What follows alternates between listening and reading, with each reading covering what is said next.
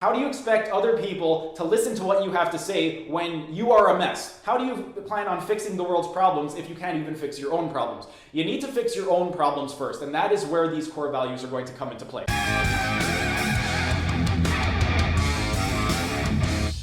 Hey everyone, thanks for tuning in. Today I'm going to be discussing the importance of core values and goal setting so you can live your best life possible. But before I start, you guys know the drill. Like the video, subscribe to the channel, hit the notification bell, ding ding ding. And if you don't want to watch the entire video, I will be including timestamps in the description so you can skip ahead to the section that you want. Now, on to the topic at hand. What exactly are core values and how do they relate to goal setting? Well, I already discussed this several times in other videos briefly, and I wanted to dedicate an entire video just to core values, so that's what I'm going to be doing for you today. And when it comes to core values, these are going to dictate exactly how you live your life. And one of the things with core values is a lot of people don't really know exactly what their values are. They will have other people place values on them, and then they will take on other people's values. And if you try to live your life based off of the values that other people impose on you, then you're not going to live a very happy life. Because if you really want to live your best life possible, you need to live your life, not somebody else's life. And you are responsible for your life. There's nobody else that is responsible for your life. So if you're not happy with how your life is going,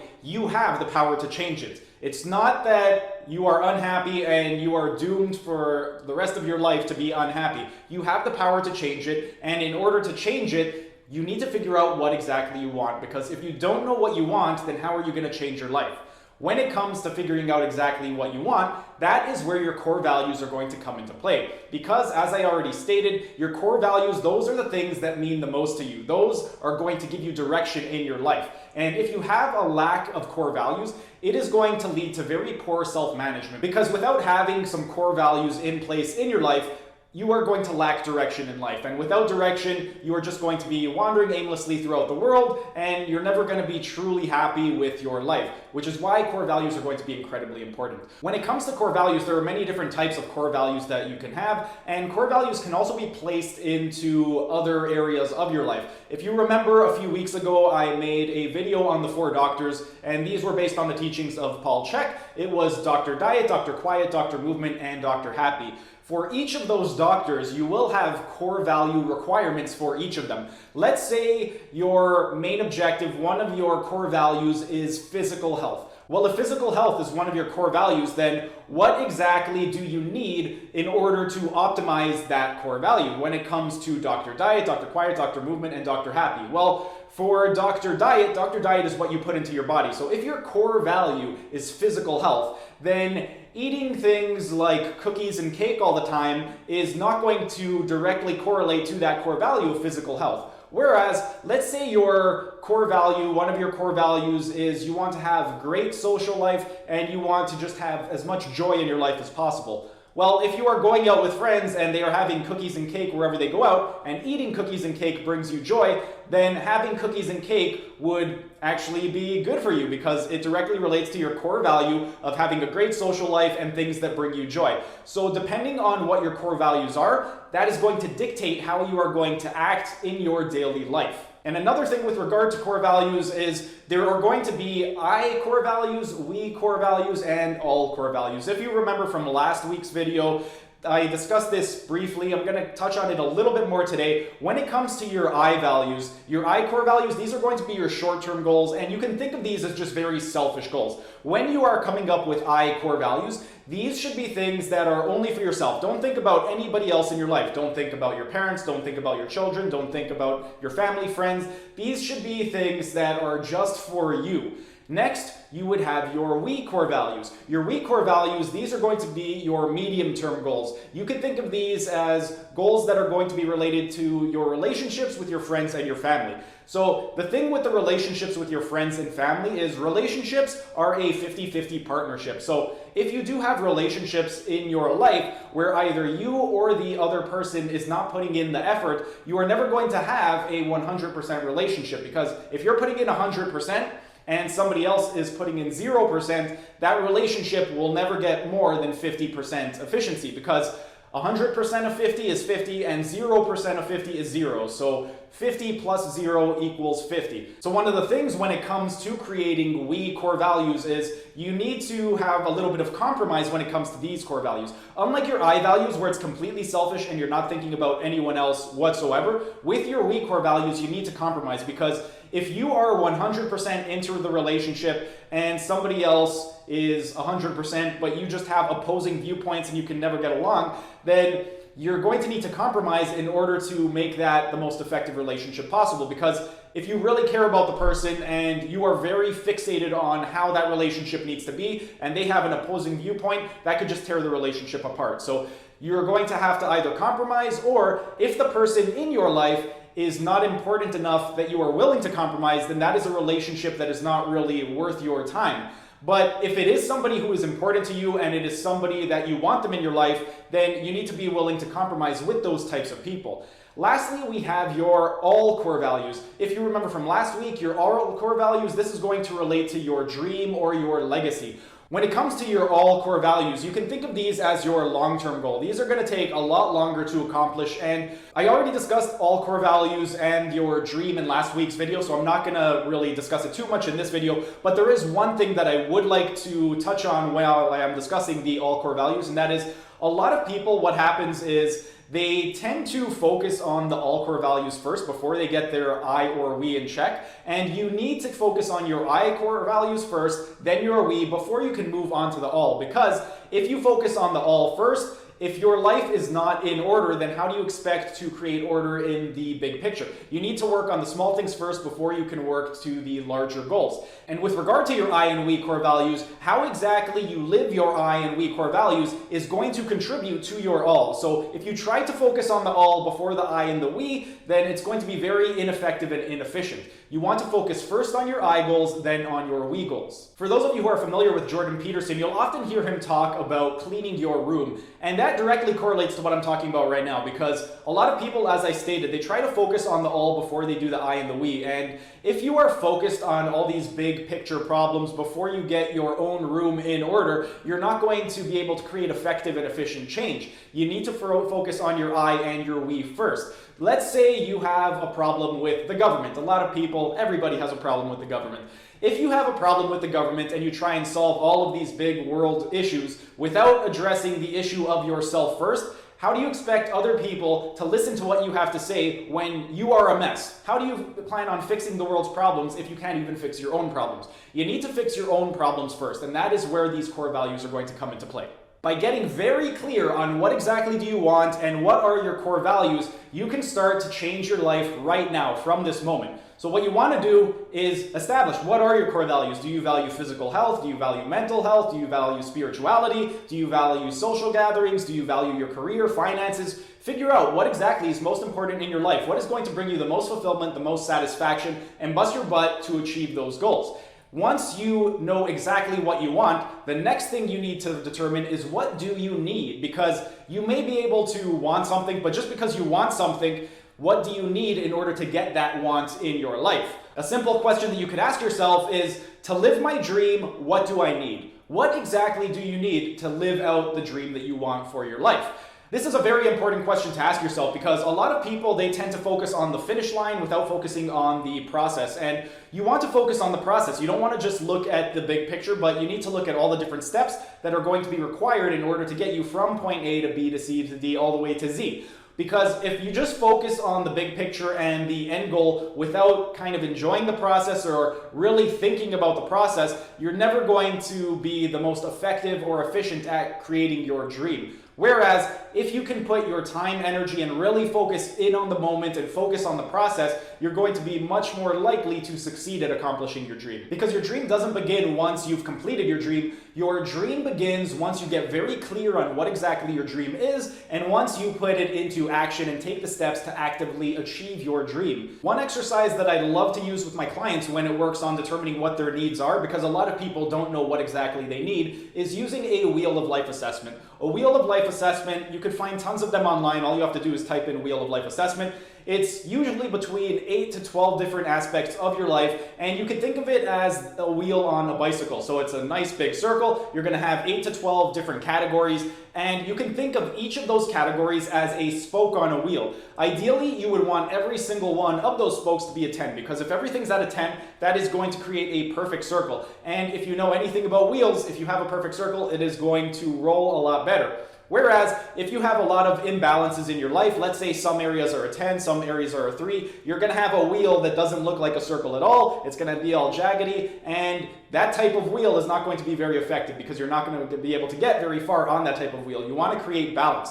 The first time that I did this exercise was probably about 7 years ago, and when I did this, I had a lot of issues with my wheel. There was absolutely no balance. I had some areas of my life that I thought, okay, this area is a 7 or an 8, and then there were some areas of my life that they were a 2 or a 3. So by getting those areas that are a 2 or a 3 up to a 7 so that they can be in balance with the other areas of my life has been much more productive, much more efficient since doing that exercise and taking the steps to actively work on my dream. Now, when it comes to this exercise, one thing that is very important worth noting is when I say a 10 out of 10, that you want everything to be a 10 out of 10, that is a 10 for you. You are not basing this off of other people. Let's say you're creating your Wheel of Life assessment and you are in the finances section and you make $10,000 a year. Well, you might think, okay, Jeff Bezos makes over $100 billion, so I am going to put a 1 on my Wheel of Life assessment. Well, that's going to be wrong because you are now living Jeff Bezos' dream, not your dream. If your dream only requires you to make $10,000 a year in order to fund your dream, then you are at a 10 because you do not need any more than $10,000. However, if you have a larger dream that requires more finances, then you can determine exactly where you are. But you don't want to base these numbers off of other people, because as soon as you start basing these numbers off of the lives of other people, you are no longer living your dream, you are living their dream. And if you want to live your dream and make your life the best possible, you need to live your life, not somebody else's life. So that is why that is very important. Just some of the areas when it comes to a Wheel of Life assessment, you'll see things like home environment, relationships, social life, joy, health, career, creativity, finances, education, spirituality. So on a scale of 1 to 10, every single one of these, where exactly do you want to be? What would a 10 be for you? Let's say, again, for finances. Let's say you're making $10,000 a year, and for your dream, you know that you need about $20,000 to be able to fund your dream. Well, 10 is half of 20, so your finances would be a 5 because you need to make $20,000 to fund your dream, but you're only making $10,000 a year, which is half the amount, so that would be a 5. Once you get to 20, you're at a 10. Other people may say, oh, you need to make more, and the problem is when you start focusing too much on finances and you neglect the other aspects of your life, you're not going to be very fulfilled because you're chasing something that is not directly correlating to your dream. Let's take something else, for example. Let's take health. If your health is at a 7 and you want it to be at a 10, what are the things that you are currently doing that are preventing you from being at a 10 out of 10? Let's say that you are pretty healthy with your life. You don't really have any medical conditions. You watch what you eat, you watch what you drink, you take care of your mental health, all those different types of things. Well, what are some of the areas that could be improved upon? Let's say you are eating cookies and cake. Well, if your main objective is your health, then overindulging on things like cookies and cake is not going to be effective at achieving your main objective of optimizing your health. However, if your thing is joy and your joy is at a 3 out of 10 and your health is at a 10 out of 10, well, do cookies and cake bring you joy eating that stuff? Because if it does bring you joy, then add in a little bit of that. It doesn't matter if it's not the most healthy. If you can create more balance between health and joy, it's going to be optimal, because even if you can't get everything at a 10, the more balance you can create is going to be better for you. If you have 7 of the spokes at a 10 and then you have 3 spokes that are at a 2, that is going to be worse than if you have all of your spokes at a 6, because when all of the spokes are at a 6, that's going to create balance in your life, and it's going to be very easy to just gradually improve upon each one of those spokes. Whereas if you have several areas that are at 10 and then a few that are very low, say a 2 or a 3, what happens is most people tend to focus on the things that they are good at. So if you have all these areas that are a 10 in your life and a few that are a 2 or a 3, you're going to tend to focus on the areas that are a 10.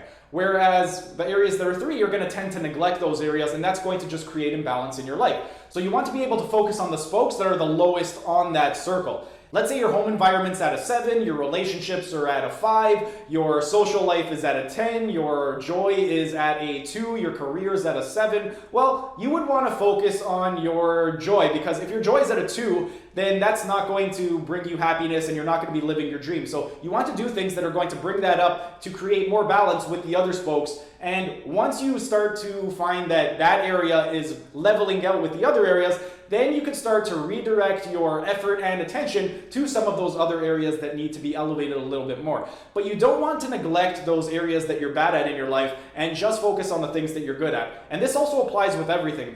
If you take a look at athletes, people who are really strong will tend to focus on strength training. People who are really flexible will tend to focus on stretching. And oftentimes what needs to be done is the opposite. The people that are really strong and really good at strength need to focus more on flexibility. The people that are really good at flexibility and mobility need to focus more on strength training. You need to focus on the areas of your life that need to be improved, not the areas that are already really good in your life, because those areas are already really good. So if you can create more balance, that's going to create more happiness, more joy, and you will be much better equipped to make your dream become a reality. Now, once you've determined what exactly it is that you want and you know what exactly it is that you need, the next thing you need to ask yourself is, how much stress do I want in my life? Because depending on the goal and depending on the specific area that you are focusing on your life, anything that you put effort into is going to require some type of stress. And the thing with stress is there's good stress and there's bad stress. We have eustress, which is the good stress, and then we have distress, which is the bad stress. If you are somebody who is already very stressed out, then your body is not going to be able to tolerate a lot more stress. So you need to focus on smaller goals in the beginning, and then once your body has more energy and you're not as stressed out, then you can focus on bigger picture goals. But depending on how stressed out you are, when I say stressed, I mean distressed, that is going to dictate how much energy and effort you can put into your goals. Some examples of eustress versus distress, let's say working out. With working out, this could be a eustress or a distress. If you are working out according to your body's needs, then that is going to be a eustress, because as soon as you do any type of weight training, if you want to get stronger, your body is going to have to adapt to the weights that you are using. So because your body has to adapt, it's going to build up muscle and build up strength, and that's going to be a eustress. However, if you are training 5 hours a day because you just want to lose a ton of weights and you want to try and do a quick fix, that's going to be a distress on your body, because you are overstressing your body's nervous system. And if you create a lot of distress, eventually that will lead to disease, that will lead to injury. So you want to create as much stress that you need, that you are able to handle when you are thinking about your dreams and accomplishing your dreams. Because if you impose too much of a stress on your body, that is not going to be effective, because it can lead to things like sickness. And if you are sick, you're not going to be as effective and efficient at creating your dream. Now, when it comes to stress and creating your dream, there are a few questions that you could also ask yourself with regard to this. There are 5 questions that I'm going to go through. And those 5 questions, the first question that you want to ask yourself is, how much time do I have and how much time am I willing to put in to accomplishing my dream? If you have a massive goal, let's say that your core value is performance and you want to be the MVP of the NBA, well, there's going to be a lot of time that is going to have to go into accomplishing that dream. And if you are not willing to put in the amount of time to accomplish that dream, then that dream is clearly not your dream. It's probably somebody else's dream. If that dream really was yours, you would be willing to put in whatever time is needed to accomplish that dream. So ask yourself, when you are coming up with your list of core values and determining your dreams, how much time am I willing to put in and how much time do I currently have? If you currently don't have a lot of time, then you want to find ways to either create more time for you or find ways to maximize your time efficiency. The second question that you can ask yourself is, how much energy do I have and how much energy am I willing to put into this? I'm going to use the example again of, let's say you want to be an MVP NBA player. Well, in order to achieve that level of success, you have to put a ton of energy into that goal. You can't just practice on the weekends with some friends and then go partying with your buddies on the weekend. It's not going to work like that. If you want to be the MVP of the NBA, you're going to have to practice hours every single day. You're going to have to practice on your passing, your shooting. And in order to do all of those things, you need enough energy in your body to be able to do those. Because if you don't have enough energy to practice for hours a day,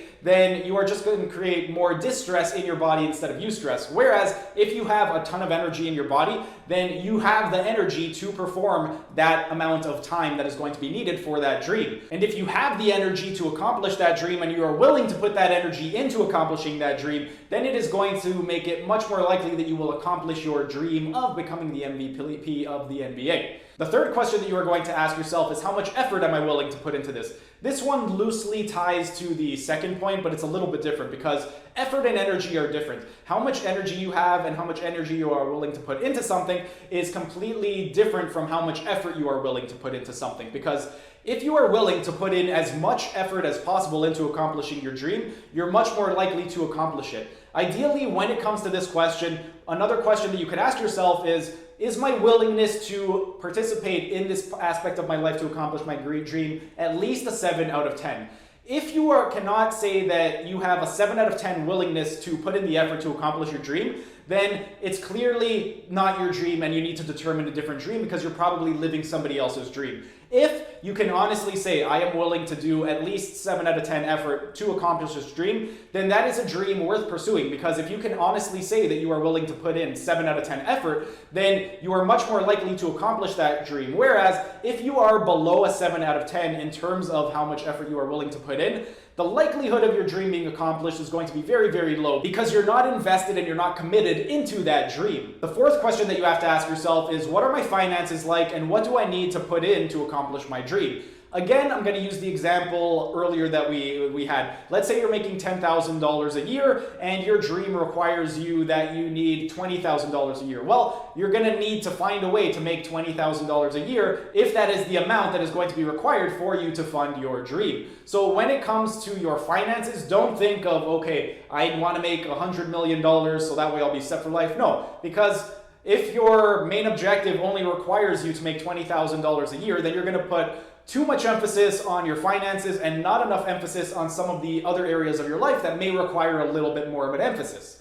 The fifth and final question that you have to ask yourself is, do I need any specific types of equipment to accomplish my dream? Let's say your dream is to become a mechanic or a plumber. Well, if you want to become a mechanic or a plumber, you're going to need tools. Let's say your dream is to build the world's greatest library. Well, you're going to need shelves and you're going to need books to create the world's greatest library. Let's say your dream is to work remotely. I want to be an online coach. Well, to be an online coach, you need to have an internet connection. You need to have a computer to be able to coach people. So those are some things you'll need. Let's say your dream requires you to wake up at 5 in the morning and you are not a morning person. You don't naturally wake up early. Well, you are going to need an alarm clock to be able to wake up at 5 in the morning to accomplish your dream. Those are just a few of the questions that you can ask, and those are just a few areas that you can focus on. So you want to focus on, what is it that you want? What is it that you need? Once you have those two questions, then you need to figure out exactly what areas of your life are lacking and what do you need to put your effort into. And remember, you are responsible for your life. If you don't like your life, you have the power to change it, and only you have the power to change it. That's pretty much it for today's video. If you enjoyed the video, be sure to smash that like button so I know to make more of these types of videos in the future. And if you're either new to the channel or haven't subscribed yet, be sure to subscribe to the channel and hit the notification bell, as I will be uploading new videos every single day. That's it for today's video. Thanks for tuning in, and I will see you again tomorrow.